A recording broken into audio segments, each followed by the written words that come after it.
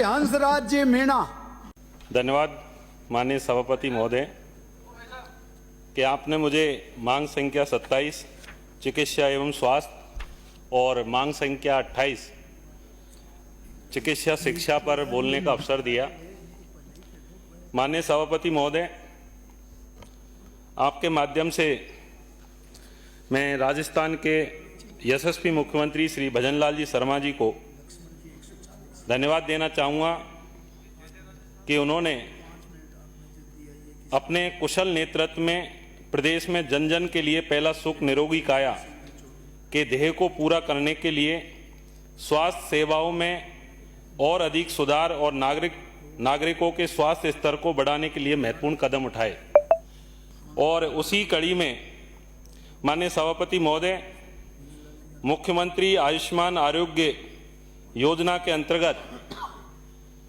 लगभग 35 लाख व्यक्तियों को चिकित्सकीय लाभ प्राप्त हुआ है। इसी कड़ी में माननीय वित्त मंत्री श्रीमती दिया कुमारी जी ने इस वर्ष से मुख्यमंत्री आयुष्मान आरोग्य योजना के साथ ही निःशुल्क जांच एवं दवा हेतु 3,500 करोड़ रुपए का मां कोष गठित किए जाने की जो घोषणा की है, वो निश्चित रूप से स्वागत योग्य कदम है। माननीय सभापति महोदय, साथ में ही धन्यवाद देना चाहूँगा माननीय मुख्यमंत्री जी को कि मां योजना के माध्यम से आमजन को और अधिक सुविधा उपलब्ध कराने के लिए माननीय वित्त मंत्री महोदया ने बजट 25-26 में इंटर स्टेट पोर्टेबिलिटी लागू कर प्रदेश के बाहर भी चिकित्सा सुविधा उपलब्ध करवाए जाने की जो घोषणा की है, इससे निश्चित रूप से प्रत्येक राजस्थान वासी जो राजस्थान के अलावा बाहर अपने व्यवसाय के लिए, अपने धंधों के लिए मां अपना काम करता है, उसको निश्चित रूप से इस मां योजना का उसको फायदा मिलेगा। माननीय सभापति महोदय, क्योंकि आज जिस विषय पर चर्चा कर रहे हैं, ये विषय मानव जीवन के लिए बहुत महत्वपूर्ण विषय है और इसी विषय पे आपको निवेदन करना चाहूँगा कि जब कोई भी व्यक्ति या कोई बीमार व्यक्ति हो या कोई पीड़ित व्यक्ति हो,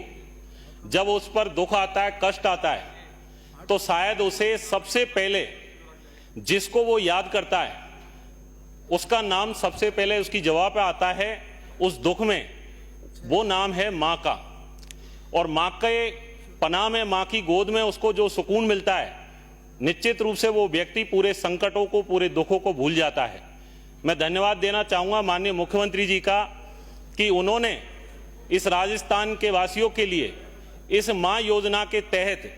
जो 3,500 करोड़ का कोष गठित किया है, इससे निश्चित रूप से राजस्थान के प्रत्येक गरीब को, अंतिम पायदान में खड़े हुए व्यक्ति को इसका लाभ मिलेगा। माननीय सभापति महोदय, आपके माध्यम से मैं मेरी विधानसभा क्षेत्र के कुछ मांग है उनको रखना चाहूँगा। माननीय सभापति महोदय, मेरी विधानसभा जो करौली जिले की सपोटरा विधानसभा है, वो भौगोलिक रूप से उसका अधिकांश हिस्सा उस डांग क्षेत्र में आता है और डांग क्षेत्र में क्योंकि पहाड़ी इलाका है, वन क्षेत्र का काफ़ी हिस्सा आता है, जिसके कारण भौगोलिक रूप से रोडों की कनेक्टिविटी, अन्य जो सुविधा है वो प्रॉपर तरीके से नहीं है। ऐसा दूरस्थ इलाका जिसमें करणपुर, मंडरायल या हमारे महाराजपुरा, वो ऐसे इलाके हैं जहाँ पर रोड की सही सुविधा नहीं होने के कारण आज भी लोगों को चिकित्सा सुविधाओं से जो सरकार के द्वारा जो योजनाएं चल रही है उनका प्रॉपर लाभ नहीं मिल पा रहा है। क्योंकि लोगों को छोटी छोटी बीमारियों के लिए वहाँ से जब वो लोग करौली या एसडीएच सपोटरा के लिए आते हैं, तो रास्ते में आते हुए ही काफ़ी लोग उस बीमारी से, गंभीर बीमारी से या तो उनकी मृत्यु हो जाती है, उनको उचित स्वास्थ्य का लाभ नहीं मिल पाता है। माननीय सभापति महोदय, आपके माध्यम से मैं चिकित्सा मंत्री जी से निवेदन करना चाहूँगा कि हमारे ग्रामीण एवं सुदूरवर्ती क्षेत्र, विशेषकर वन क्षेत्र एवं पहाड़ी इलाकों में बेहतर स्वास्थ्य सेवाएं उपलब्ध नहीं होने के कारण यहाँ रहने वाले नागरिकों को छोटी छोटी बीमारियों के इलाज के लिए मीलों पैदल चलकर या महंगे निजी वाहनों का सहारा लेकर शहरों की ओर जाना पड़ता है। कई बार समय पर उपचार नहीं मिलने के कारण रोगी की स्थिति गंभीर हो जाती है, उसकी जान तक चली जाती है। गर्भवती महिलाओं और बच्चों और बुजुर्गों के लिए यह स्थिति और भी चिंताजनक हो जाती है। इसलिए माननीय सभापति महोदय, आपके माध्यम से मैं माननीय चिकित्सा मंत्री जी से निवेदन करना चाहूँगा कि मेरी विधानसभा क्षेत्र के ब्लॉक सपोट्रा के ग्राम अड़ूदा, बैरुंडा, भूतियापुरा, निशाना, सूरतपुरा एवं ब्लॉक मंडरायल के ग्राम बांसोली, आमरेकी, डाबर, अमरापुर, लालाकापुरा, कोंडरी में नवीन उप स्वास्थ्य केंद्र खोले जाने की अति महत्वपूर्ण आवश्यकता है। माननीय सभापति महोदय, आपके माध्यम से माननीय मंत्री जी को बताना चाहूँगा कि उप स्वास्थ्य केंद्र बालोती, चौड़ागांव, खेड़ला, निवेरा, महाराजपुरा, कल्याणी, बीजलपुर को प्राथमिक स्वास्थ्य केंद्र में क्रमोन्नत किए जाने के साथ ही प्राथमिक स्वास्थ्य केंद्र नारोली डांग, जो बड़ा कस्बा है, घनी आबादी है, उसको सामुदायिक स्वास्थ्य केंद्र में क्रमोन्नत किया जाना अत्यंत आवश्यक है। माननीय सभापति महोदय, आपके माध्यम से माननीय मंत्री जी महोदय से निवेदन है कि गत वर्ष में मैं माननीय मंत्री जी का, माननीय मुख्यमंत्री जी का भी धन्यवाद, आभार व्यक्त करना चाहता हूं कि उन्होंने सपोट्रा सामुदायिक स्वास्थ्य केंद्र को जो उप जिला अस्पताल का दर्जा दिया, क्रमोन्नत किया, उसके लिए भूमि चिन्हीकरण की सारा कार्य हो चुका है, लेकिन अभी तक उसकी वित्तीय स्वीकृति जारी नहीं हो पाई है। इसलिए सपोट्रा उप जिला चिकित्सालय के लिए वित्तीय स्वीकृति जारी करवाने के साथ ही उप जिला चिकित्सालय में सपोट्रा में मातृ एवं शिशु चिकित्सा इकाई खोलने की आवश्यकता है। माननीय सभापति महोदय, सामुदायिक स्वास्थ्य केंद्र कुड़गांव, जो उपखंड सपोट्रा का बड़ा कस्बा है तथा राष्ट्रीय राजमार्ग 23 पर करौली गंगापुर के मध्य में स्थित है। कुड़गांव से करौली, गंगापुर सिटी एवं सपोट्रा की दूरी लगभग 30 से 35 किलोमीटर है। राष्ट्रीय राजमार्ग पर आए दिन घटित होने वाली गंभीर दुर्घटनाओं में घायलों को तत्काल उपचार की आवश्यकता होती है, जिससे उनकी जान बचाई जा सके।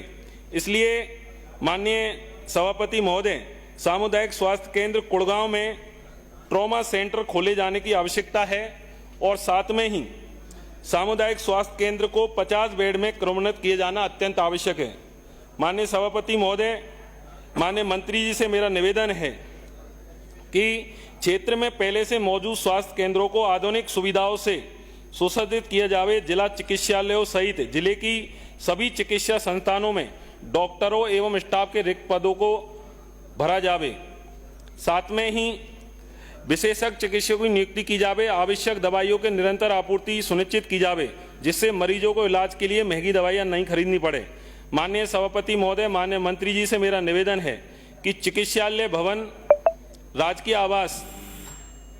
आवासों में जांच हेतु मशीनों जैसे CVC, semi auto analyser, x-ray machine, sonography एवं अन्य आवश्यक उपकरणों की उपलब्धता सुनिश्चित करावे। माननीय सभापति महोदय, आपके माध्यम से माननीय मंत्री जी से निवेदन करना चाहूँगा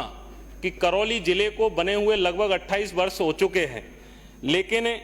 अभी भी जिले में जिला औषधि नियंत्रक का कार्यालय स्थापित नहीं हो पाया है, जिसके कारण दवा विक्रेताओं को अनुज्ञा पत्र संबंधी कार्य हेतु 125 किलोमीटर दूर सवाई माधोपुर जाना पड़ता है। नकली एवं नशीली दवाइयों की बिक्री की प्रभावी रोकथाम की दृष्टि से भी करौली में जिला औषधि नियंत्रक कार्यालय सृजित किए जाने हेतु मेरा आपसे निवेदन है। माननीय सभापति महोदय, आपके माध्यम से माननीय मंत्री जी से मेरा एक और निवेदन है,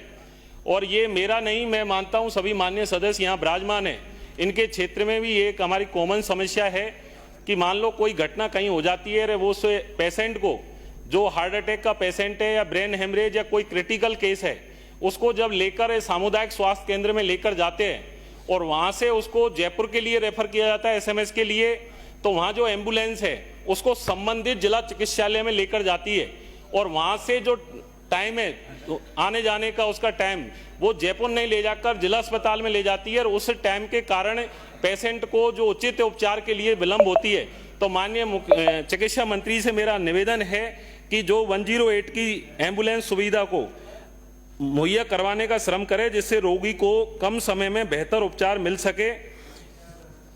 साथ में मैं सदन के माध्यम से माननीय मुख्यमंत्री जी और माननीय स्वास्थ्य मंत्री जी से निवेदन करता हूं कि 25-26 के बजट में इन मांगों को शामिल किया जाए, जिससे राजस्थान का हर नागरिक स्वस्थ एवं सशक्त जीवन जी सके। धन्यवाद। राम राम साहब।